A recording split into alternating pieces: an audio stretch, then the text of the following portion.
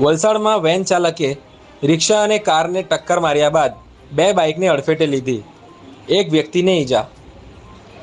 વલસાડ શહેરમાં એક ઓમની વેન ચાલક પૂરપાટ ઝડપે આરઓબી તરફ જઈ રહ્યો હતો, જે દરમિયાન આરપીએફ ગ્રાઉન્ડ પાસે સામેથી આવતી એક રિક્ષાને અડફેટે લીધી હતી।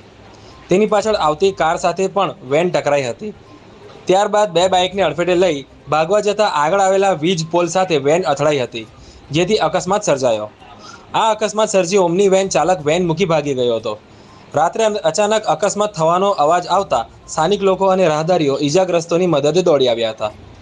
ઘટના અંગે સ્થાનિક લોકોએ તાત્કાલિક ઘટનાની જાણ વલસાડ 108ની ટીમ અને વલસાડ સિટી પોલીસની ટીમને ઘટનાની જાણ કરી હતી। ઘટનાની જાણ 108ની ટીમ અને વલસાડ સિટી પોલીસની ટીમને થતાં તાત્કાલિક ઘટના સ્થળે દોડી આવ્યા હતા। અકસ્માતમાં રિક્ષા ચાલક રિયાઝ મુબારક અલી સૈયદ ઈજાગ્રસ્ત થતાં 108 મારફતે વલસાડ સિવિલ હોસ્પિટલ સારવાર ખાતે ખસેડવામાં આવ્યા હતા। વલસાડ સિટી પોલીસે કારની તલાશી લીધી હતી।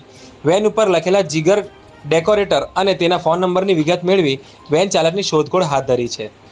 વલસાડ સિટી પોલીસે ઘટના સ્થળની આજુબાજુના વિસ્તારના સીસીટીવી ફૂટેજ ચેક કરી ઘટના સ્થળ સમજવાનો પ્રયાસ કર્યો છે।